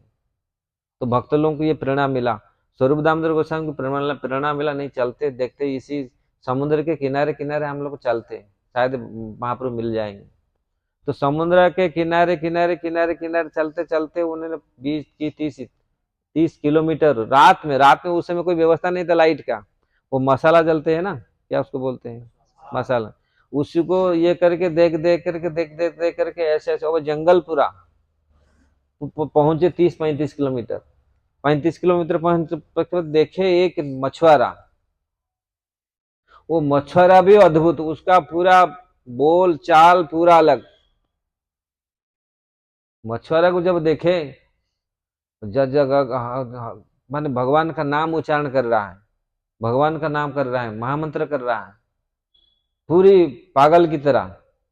तो भक्त लोग स्वरूप दामोदर गोस्वामी देख कर समझ गए ये महाप्रभु से मिला है, महाप्रभु के मिलेगा तो ये इसका भाव होगा, क्योंकि महाप्रभु को शरीर को जाल में वो पकड़ा था, तो जाल डाला था, जाल में उन्होंने पकड़ा था, वो सोचा बड़ा मछली है, वो मछली रात में मछली पकड़ रहा था, तो महाप्रभु को जाल में पकड़ा, जब महाप्रभु को ऐसे खींचा तो उनका शरीर लगा, उनके हाथ लगा तो वो पूरी इनके इसका शरीर पूरा प्रेम में आ गया, भाव आ गया पूरी, और वो ऐसा पागल पूरा हो गया भगवान का नाम में। जबकि वो नृसिंह मंत्र रात में करता था, कोई भूत प्रेत, वो सोचा शायद भूत चढ़ गया, ये भूत था मेरे ऊपर, भूत चढ़ गया, लेकिन भूत, क्योंकि वो तो कब से रात में उनका काम था मछली पकड़ना, लेकिन वो बोलता था मैं तो नरसिंह मंत्र को मैं हमेशा, मेरे कोई भूत, लेकिन ये भूत कैसे मेरे पास आ गया। महाप्रभु केवल स्पर्श मात्र से, तो स्वरूप दामोदर गोस्वामी ने समझ के ये महाप्रभु का स्पर्श किया और एक थप्पड़ लगाया उसको, वो थप्पड़ से ठीक हो गया, उसका भूत भाग गया पूरी। उनको बोला कहाँ है वो, ना वो वहीं पहुंचा, और महाप्रभु देखे, महाप्रभु शरीर तो ऐसे ही 7 फुट था, ऐसे ऊंचे थे, लेकिन अब पूरा शरीर 7 फुट नहीं, पूरा 15 फुट हो गया था, सारे हाथ पांव सारे लंबे, जॉइंट पूरा खुल गया था। ये सत्य के विकार हैं। तो फिर महाप्रभु को जगाया, पुण्य कीर्तन किया, कीर्तन करने के पश्चात महाप्रभु जगे, जगने के पश्चात फिर महाप्रभु सोचे कहाँ में आ गया, न ऐसे ऐसे ऐसे आप, न मैं समुद्र में गया था, तो जमुना सोच करके समुद्र में उन्होंने मैं कूद पड़ा, तो यहाँ पर आ गया। ये वास्तविक गंभीर लीला है महाप्रभु का। ये जो विकार हैं, ये भाव के विकार है। महाप्रभु ने जो भाव दिखाया अपने शरीर में, किस प्रकार अगर कोई सिद्ध हृदय में भगवान का नाम कीर्तन कोई करे तो उसके हृदय में से भाव उत्पन्न होगा, और जो भाव उत्पन्न होगा, भौतिक जगत में जो भाव हमारा अटैचमेंट है भौतिक जगत के प्रति, वो सब चला जाएगा। जब ये भगवान प्रति हमारे जीव का भाव उत्पन्न हो तो भौतिक जो भाव वो सब भाग जाएगा। ये भौतिक भावनाएं हैं हमारे हृदय में जो हमको कलुषित करता है, हमको टेंशन देता है, जो आज जितनी सारी प्रॉब्लम है ये भौतिक भावनाएं, ये भौतिक भावना हमको सुख नहीं देता। इसलिए महाप्रभु शिक्षा ये दिए हैं, क्योंकि रियली हम लोग अगर हम भाव चाहते हैं, वो भाव में रहना चाहते हैं, जो कृष्ण भावनामृत, वो वास्तविक भावनामृत या अमृत है, अगर वो कृष्ण भावना में हम रहना चाहते हैं, वही भाव है। और ये भाव अगर जीव के हृदय में आ जाए तो जीव ये जगत का पाप ताप सब भूल जाएगा और जीव को परम शांति आनंद अनुभव होगा। यही महाप्रभु का शिक्षा है, क्योंकि जीवात्मा इस संसार में दग्धीभूत हो रहा है, क्योंकि उसका भाव नहीं है, हमेशा अभाव है। कि भौतिक जगत के जो हम लोग सोचते हैं ये भाव है, वास्तविक वो सब अभाव है। जिसके साथ आप भाव लगाओ, भाव समझ रहे हैं ना, जिसके साथ आप अटैचमेंट कर आ सकते हो, वो कहाँ, वो अभाव ही देता है। सबका हम लोग का अनुभव है, लेकिन जो कृष्ण के साथ अगर भाव, हमारा असली भाव पैदा होता है, और कृष्ण ऐसे अगर शुद्ध हृदय में हमारा वो भाव जागृत होता है, अनंत काल तक हमको ये फिर जगत में लोग यहाँ रह रह के पूरी बोरिंग हो जाते हैं। लेकिन कृष्ण भक्त कभी बोरिंग नहीं होते, भगवान कथा कभी बोरिंग नहीं होता। भगवान कथा ऐसा है, वही उसी भाव को प्रकट करने के, उसको दिखाने के लिए, उसको झलक दिखाने के लिए महाप्रभु आए कि भौतिक जगत में त्रसित जीव किस प्रकार त्रस्त हैं, जगत में कितनी दुख है, कितनी कष्ट है, त्रस्त है, लेकिन वो भाव कैसे प्राप्त हो। और उसी भाव का सर्वश्रेष्ठ कौन थे, उसी भाव का पराकाष्ठ देवी कौन थे, राधा रानी। महाभाव का जो पराकाष्ठ, तो महाभाव स्वरूपिणी राधा ठाकुरानी, जो राधा रानी वो महाभाव का ही स्वरूपिणी थे, क्योंकि राधा रानी का इस प्रकार भावना थी, भगवान के वियोग में, भगवान के विचार में इतनी मग्न हो जाती थी और इतनी सुख, इतनी आनंद अनुभव करती थी। इसलिए भगवान को, भगवान कृष्ण को राधा रानी का भाव लेकर आना पड़ा। राधा रानी को भाव को समझने के लिए ये चैतन्य अवतार हुआ। यदि गौर न हईते तबे की हईत, जब चैतन्य महाप्रभु ने राधा महिमा प्रेम रस सीमा जगते जाना तके, जो राधा रानी का भाव को कोई समझ नहीं पाता, वास्तविक राधा रानी का जो भाव था भगवान के प्रति, उसी भाव को प्रकट करने के लिए स्वयं भगवान आए, भक्तों का रूप, क्योंकि भक्तवश भगवान, भगवान भक्तों के वश में वशीभूत हैं। इसलिए भक्त कितनी आनंद लेते हैं, भगवान वो भक्तों के आनंद को लेने के लिए, प्राप्त करने के लिए भगवान स्वयं भक्त रूप में आते हैं। क्योंकि वो भक्त लोग मेरे से भी बहुत आनंद लेते, मैं तो जितना आनंद लेता हूँ ये तो मेरे से भी और आनंद ले रहे। तो भगवान स्वयं देखे ये चीज, जो मेरे से भक्त लोग और आनंद ले रहे, जबकि सर्व आनंद वो तो आनंद का घन है, कृष्ण आनंद का लीले है। लेकिन उन्होंने अनुभव किया ये मेरे से भी ज्यादा आनंद राधा रानी ले रहा है, ये कैसे ले रहा है, तो फिर इसीलिए राधा रानी के हृदय में जाकर चोरी किया भाव को, फिर स्वयं महाप्रभु बने। ये रहस्य है। तो ये इसमें अनेक आएगा, बट ये शायद आप लोग कितनी समझ में आएगा वो भावना की थी, क्या था राधा रानी का वो भावना है, और वो भाव क्या है। क्योंकि ये टॉपिक तो आजकल बहुत लोगों को ये समझ में नहीं आएगा, और जो लोग इसको समझते हैं वो समझेंगे, वो राधा रानी को समझ पाएंगे। हम तो राधे राधे राधे राधे राधे राधे बोलते, हम बोलते राधे राधे शाम से मिला दे, शादी करा दे। तो ये कि राधा रानी को बुलाते हैं किस लिए, लेकिन वास्तविक राधा रानी का जो भाव था, जो सर्वोत्तम भाव उन्होंने जो दिया संसार को, भगवान भी चकित रह गए, और भगवान अवतार लिए वो राधा रानी के भाव को समझने के लिए। वो क्या भाव था, कितनी महान थी वो, जो संसार भगवान पूरी संसार भगवान को कोई आकृष्ट नहीं कर पाता। संसार को आकृष्ट कौन करता है, मदन मोहिनी राधे, सारा गोविंद मोहिनी राधे गोविंद नंदिनी गोविंद सर्वस्व सर्व कांता शिरोमणि, जो गोविंद को मोहित करने वाला, सारा संसार को मोहित कौन करता है, कामदेव। कंदर्प कोटि कमनीय विशेष शोभम, काम के द्वारा सारे आक्रांत हैं, वो कामदेव को भी जो आक्रांतित करता है वो स्वयं कृष्ण है।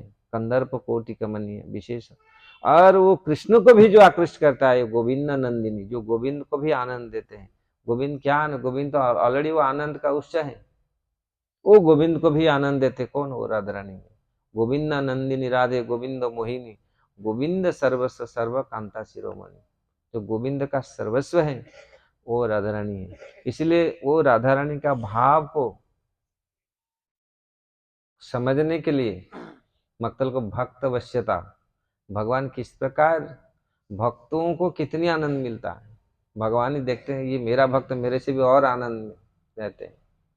इसलिए उनका भाव, राधा रानी का भाव को समझने के लिए, उसको प्रेम को समझने के लिए स्वयं कृष्ण चैतन्य महाप्रभु के रूप में आए। कितने समय,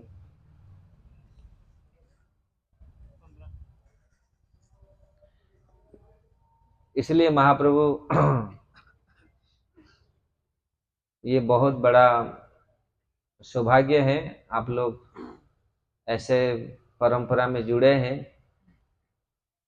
जो आज सारा संसार में, ये राधा रानी का बड़ी कृपा है। जो राधा रानी सारे जीवों पर कृपा करने के लिए उनका अवतार हुआ है, और राधा रानी चाहती थी, क्योंकि जो सर्वश्रेष्ठ हैं भक्त में, जो आराधिता नाम, जो आराधना में राधा रानी का नाम जो पूरी भगवान हरि का जो सर्वश्रेष्ठ आराधन किए, इसीलिए उनका नाम राधा है। और उनका जो तत्व, जो राधा तत्व, आज हम लोग देखे किस प्रकार राधा रानी की कृपा जीवों पर होना चाहिए और राधा रानी को समझना चाहिए जीव। इसलिए महाप्रभु जो राधा रानी का कृपा, राधा रानी का कृपा मतलब राधा रानी का जो भावनाएं हैं, सारे जीव किस प्रकार सुख में रहे, आनंद में रहे। सुख, राधा रानी में कोई सुख वासना नहीं है। सारा जगत में जीव अपना अपना सुख चाहते हैं, लेकिन राधा रानी जो थे, अपनी सुख का वासना नहीं है। उस कृष्ण सुख विलासर निधि, जो कृष्ण सुख के लिए राधा रानी पूरा सब कुछ न्यौछावर की थी। तो इसीलिए राधा तत्व जो है, राधा रानी सबको, ऐसे नहीं है संसार में सब लोग चाहते हैं हम खुश रहे, हम आनंद में रहे, लेकिन राधा रानी चाहते थे सारे जीवात्मा भगवान साथ आए, सब लोग आनंद में रहे, सब लोग आनंद मिले। इसलिए राधा रानी का जो भावनाएं हैं, वो वही राधा रानी का भावनाओं को लेकर के स्वयं चैतन्य महाप्रभु आए, तो राधा रानी को समझने के लिए किस प्रकार जीवों पर इतनी कृपालु। इसलिए वो राधा रानी ही के भावनाओं, भाव को लेकर, राधा भाव अंगीकार करी। महाप्रभु राधा रानी का भाव को लेकर के अंगीकार करके ये आए हैं और वो भाव को बांटे हैं। ये सर्वश्रेष्ठ भाव जो राधा रानी का भाव था, महाभाव, उसी महाभाव को लेकर के महाप्रभु आए और सारे संसार में बांटे। और वही महाभाव ही अगर जीवात्मा का मुख्य उद्देश्य होना चाहिए। वो भाव अगर थोड़ा सा प्रेम हमारे हृदय में आ जाए तो जीवात्मा को सब कुछ प्राप्त हो जाएगा। जो जीवन का जो चरम लक्ष्य है, भटकते हैं जीवात्मा, जो आज जो भटक रहे हैं लोग, तो इसीलिए कृष्ण प्रेम प्रदायते कृष्णाय कृष्ण चैतन्य नामने गौरत्य से नमो नमः। जो जीवात्माओं को कृष्ण प्रेम प्रदान करने के लिए महाप्रभु आए हैं, वो प्रेम कोई राधा रानी का ही प्रेम है, और वो राधा रानी का प्रेम को बांटने के लिए महाप्रभु स्वयं आए हैं। और ये जीव का कर्तव्य है। इसलिए हम चैतन्य चरितामृत आदि ग्रंथ में महाप्रभु का लीला आगे हम लोग काल पढ़ेंगे। इस प्रकार ये सत्र में हम लोग जितना समय हमको मिलेगा, छोटी छोटी बहुत ऐसे ऐसे महाप्रभु लीला किए हैं। छोटी सी उदाहरण, छोटी सी घटना में महाप्रभु कितनी जीवों को शिक्षा दिए हैं। और वो लीला क्योंकि स्वयं आचरण किए हैं, दूसरी अवतार में तो भगवान सब किया, लेकिन इसमें अपनी आचर्य धर्म अपर सिखाए, स्वयं उन्होंने आचरण किया। महाप्रभु का जो शिक्षा स्वयं आचरण करके दिखाया। ऐसा नहीं केवल बोल दिए, उन्होंने स्वयं अपने जीवन में उसको उतारा, स्वयं उन्होंने किया इस चीज को। किस प्रकार भजन करना चाहिए, किस प्रकार भक्ति करना चाहिए, कैसे सन्यासी होना चाहिए, कैसे गृहस्थ होना चाहिए, वो सारी शिक्षा उन्होंने दी। तो इसलिए महाप्रभु जैसा वास्तविक ऐसा अवतार नहीं हुआ है। और ये तो ऐसे ब्रह्मा जी का एक दिन में भगवान आते हैं, बहुत विरल है।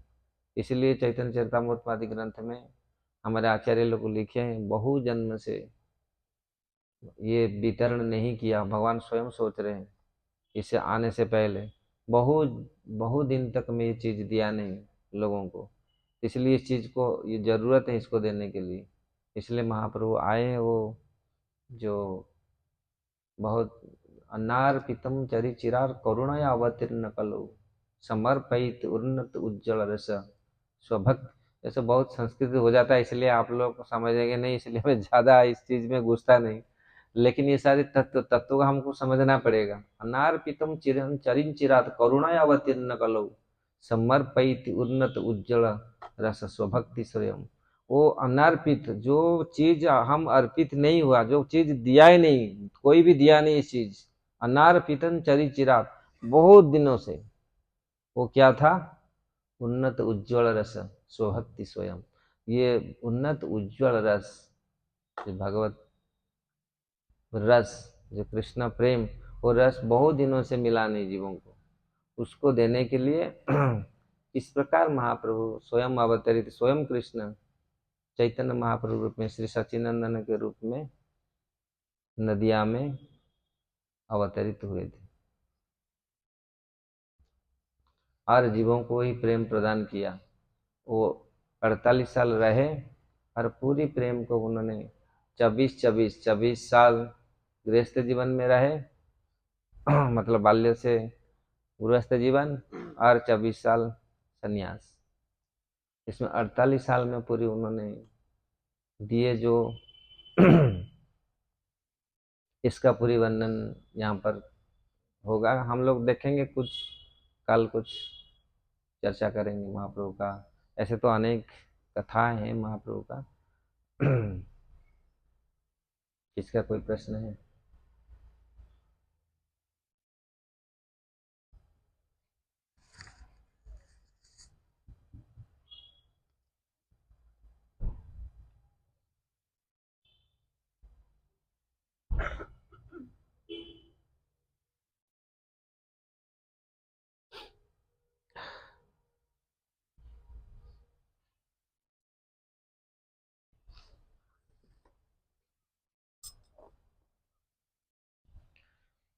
महाप्रभु का बाल्य लीला भी बहुत सुंदर, सारे यौवन लीला, सन्यास लीला पूरी भरपूर है पूरी ये में। लेकिन आज मेरे मन में आया थोड़ा शुरुआत है थोड़ा क्योंकि भगवान के भगवता महाप्रभु किस प्रकार भगवान है और उन्होंने किस उद्देश्य से आए थे, ये जो शास्त्र का प्रमाण, ये थोड़ा सा हम लोग चर्चा किए हैं। ठीक है। हरे कृष्णा। चैतन्य महाप्रभु की जय। नित्यानंद प्रभु की जय। श्रील प्रभुपाद की जय।